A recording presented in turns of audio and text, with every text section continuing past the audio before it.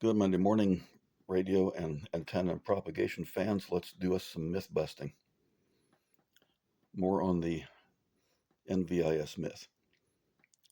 Like Spock said in the original Star Trek, most myth has a basis in fact. There is such thing as NVIS. There is no such thing as what's been invented to add to that of reflected propagation. Notice it's never stated it's NVIS RP. And those describing this NVIS never, ever explain it, show a source for it, or show they've done any antenna measurements whatsoever. They're just blindly repeating what they heard. A couple of well-educated hams recently have brought this up, this idea of the NVIS dipole. I mentioned putting up a 160 dipole, full size at 6 feet, and one said, oh, that's going to be NVIS. I said, no, it can't be. You see, I have a dipole for 15 that's 6 feet off the ground, and he would say that's NVIS, but see, it can't be because I worked Australia 3 stations in the CQ Worldwide CW contest recently. They heard me and responded on the first call with a good signal report, and I was the only one working them. That grossly contradicts the idea of NVIS that says the energy goes up and down. One of our astute readers, hi Mark, bathroom reading. People have perfected tuning antenna computer models. Well, anyone has abandoned NEC2 decades ago. Mark has put up low dipoles like I've done here. He's done a good bit of testing using FT8 and the Beacon network. Models say NVIS. Liechtenstein on 4 watts, 20 meters, 43 inches above ground says otherwise. There's no way, if that dipole is sending energy vertically, that they're going to hear him in Europe on that kind of power. And they're sure not going to hear me in Australia because that's, 12,000 miles? The term NVIS means near, but not at. Vertical, which means 90 degrees up. Incidence, which means energy leaving the antenna and going somewhere toward the receiver. And skywave. This has to do with AM broadcast, predominantly. This is in contrast to ground wave, which is energy due to currents literally in the earth. An authority, Radio Antenna Engineering by Edmund Laporte. Notice that doesn't say ARL, Chief Engineer for RCA, in the context of high power broadcast. Now remember that. Shows on page 93, medium frequency MF broadcast antennas, not hams playing around with 10 watts. Average skywave field strength, and notice the term NVIS doesn't appear in text like these. Table 1 for 50 kilowatts, antenna 180 degrees high. Field strength along the ground at 1 mile. And notice in table 2.1, vertical radiation angle degrees, 70 to 90, at a distance of essentially no miles. And the value of field strength and essentially the chance that it's going to happen. There is such thing as energy going vertically. What's been invented here without basis, and it is false, is that hams and hobbyists have tacked on this idea of reflected propagation. That's not NVIS. That would be NVIS RP. They never say that. The supposition is that energy goes vertically. And there's proof in a broadcast context with a high-powered antenna that it does. It's easy to hear it from an airplane. But the myth goes that somehow this energy goes up and it reflects, which means a surface, and it returns to the earth. And that accounts for close-in communications and relatively strong signals. Now, a PhD expert, John Saybold, in his book Introduction to RF Propagation, says that's caused by Low elevation ducting, not some magical going up miles and miles and reflecting. If this energy is going vertically, it's spreading out by the square law as it goes up. And if there was a surface up there and there isn't, and it reflected, it would spread even more by the square law coming down. When it spreads horizontally through a layer, like Seybold says, up to 3 kilometers, it can't go up in elevation. It's confined more or less like a horizontal beam. It is grossly contradictory to say hams talk about D layer, E layer, F layer, and it's contradictory to say that there are surfaces. There are no surfaces up there. Above 10,000 feet, the air is so scarce we'd die. We couldn't breathe up there. There are scattered ions up there caused by ionization by particles from outer space, but there are no surfaces. Propagation is by ducting, not reflection off some mythical surface. Now, if we go back in the section on HF antennas, page 234, we see these classical patterns appearing to flatten out as height goes up. And we think, oh, if we get the antenna up to about half a wavelength or so, we get more a better pattern. And we assume that at very low heights, well, that circle could be construed to be upwards, especially vertical. And this is where this myth of the ham NVIS dipole comes from, extrapolating this from high-powered broadcast. And shortly I'm going to explain to you the critical difference. We're talking about tens up to hundreds of kilowatts by these antennas, not playing around with our little 5, 10, and 100 watt little toy radios. In particular, the NVIS dipole myth takes this wild generalization of electromagnetic energy reflecting with no understanding that there's a critical difference between near and far fields. Antennas and their propagation are analyzed by near field, which is coupled with the antenna, and far field after the antenna has emitted the energy off into space.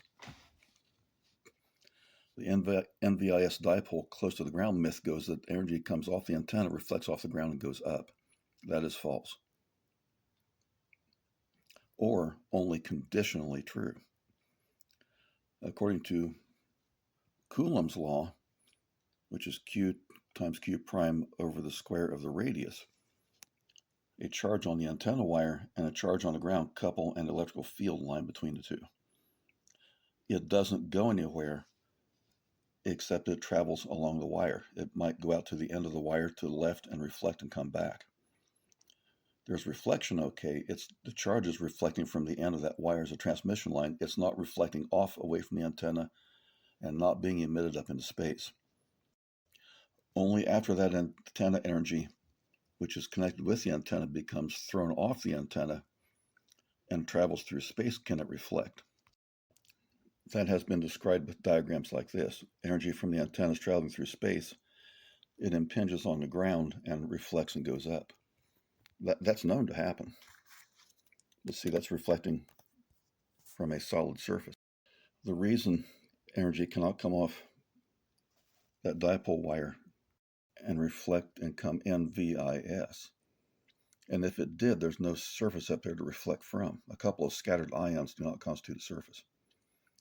And Seybold says that energy is refracted through the atmosphere, not reflected. But those field lines are coupled between the wire and the ground, and they are conserved until that energy is emitted. The reason it can't go up and reflect and come back down is because of Brewster's angle from optics, where at a very near vertical incidence on this refractive layer causes energy to pass through with a slight bending. Only when the angle is shallow can it reflect off that layer. It's not reflecting off a surface. It's refracting or not from a layer. The idea of vertical energy here would simply pass through the layer and keep on going into outer space. So Brewster's angle holds that in general, energy that's of an angle of more than, I think it's either 53 or 58 degrees, does not reflect. And again, the point to emphasize here is the critical difference is this energy is coupled between the wire and ground. It doesn't leave. This is so-called radiated, which is a poor term. FCC says emission. This energy has left the antenna. It's traveling through space. It has nothing to do with the antenna anymore. And it can absolutely reflect. But hams have invented these concepts they've added on called reflective propagation, which makes no sense. Which one would result in a stronger signal strength near the Earth? Energy going up 50 miles, coming back down 50 miles, spreading all the way, or energy going horizontally and being ducted within, like Seybold says, a 3-kilometer high layer, which both the antennas are already in. Which one does it make sense to say would have a stronger signal strength? Is energy going up and being scattered, or going more or less directly from transmitter to receiver, the shortest path? Read about Occam's razor. It just makes logical sense that NVIS reflective propagation would not result in strong signal strength. Here's what's really happening with a low dipole, but it is conditional. It's conditional on using low power. Crank up the power to ridiculous levels, this doesn't hold anymore. But the analysis is this. Here's the coax feeding energy to an antenna. The electrical field lines are contained between the outside of the inner conductor and the inside of the outer conductor. There's a couple of lines there. Fields all the way around between the two, very strong fields. That same energy ends up on a cross-section of the dipole wire. It spreads out in that manner, and I've measured this with a field strength meter. Now that the field extent, or the volume within this imaginary triangle, is much larger, this distance in RG58 is about 1/10 of an inch. This is 6 feet, and this is even further. So these field lines are much weaker. They're spread out much further. And what's missing from a grossly oversimplified version of Coulomb's law, where'd he go? What's missing from there are two modifiers. Number one, modified by cosine of the angle. As the angle increases, the cosine law says that the energy is decreased. There's also something missing here that's referred to by gauge, electromagnetic gauge, if I'm remembering my terminology correctly. It is impossible for these unconstrained field lines to go horizontally, because under Coulomb's law, coupling has to be between two charges, and there's nothing out here horizontally to couple to, and that's an infinite distance, and field lines cannot exist to infinity, else they would have infinite energy. There's a finite amount of energy in the cross-section of that coax. That same energy, by conservation of energy, not including any that's been emitted, is what constitutes the strength and the shape of those field line distributions. And as the incident power from the transmitter increases, the potential on the wire increases, and these field lines can be coupled further and further out. And if we take the idea that for a single set of field lines, the emission is this direction, and I have measured it, that's where it is, then at low power, this antenna close to the ground is emitting sideways. I've measured it. My propagation test, more contacts than I can count at about half a watt to East Europe, over 8 years, prove that emission from my low dipoles at low power is sideways. As these field lines change their shape, then that can take more of a vertical aspect. Here, here. And at a certain power level, those angles in total might put a signal up at some optimum height to be coupled in this low atmosphere. And notice the NVISers never discuss this, and they never go buy a $10 field strength meter and do what I did. And I have measured all this. I have measured that at 1 watt, the extent of this field here is 6 feet, which is incidentally same height as the wire. I have measured that at more power, such as 30 watts, there becomes coupling with a tree. And there you go. Unwanted stray coupling at excessively high power levels leads to vertical energy. It doesn't return. It's wasted. And this is how I'm able to consistently embarrass operators using antennas with too much power. I have the same and better signal strength at 1/10 or less of the power, and they just can't understand it. How this myth unfolds is that operators build poorly made dipoles, poorly matched. They have to run excessive power to be heard because of the losses in reflected power back to the transmitter. And that gives rise to this unwanted coupling with everything nearby, and in electromagnetic terms, more or less scattering that energy. If the optimum angle is this, then any energy down here or up here is wasted. So it stands to reason that using more and more power spreads your energy out further and further, because the extent of these field lines goes further out along the ground, implying a higher and higher angle.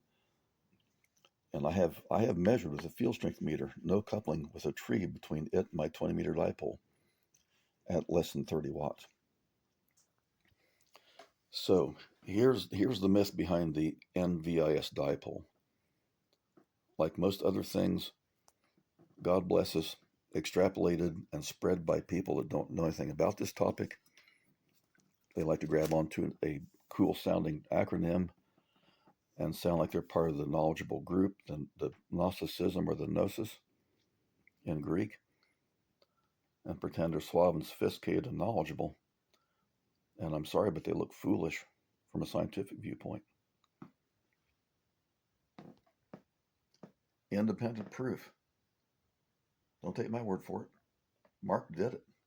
You should try it. Look at my dipole, my antenna videos here. In amateur radio, you don't need an antenna any higher than 6 feet. When we get this, get it correctly matched, get it right, there's no more need for 30 to 60 foot high antennas in trees, especially where there are no trees. I'm using sticks that have fallen out of the trees, or I've cut small trees down for antenna supports. 6 feet high. All I need to put that antenna up is 20 gauge wire, a tent stake at each end, tie a cord to it, stretch a cord across, and pull 6 foot high and hang the antenna from it. And that's how my segmented or so-called linked dipole is. Perfectly matched, and I can pretty much work anybody there is on low power. So there it is. You know it's a myth when they can rattle off acronyms, but they can't explain it. KBYP did it.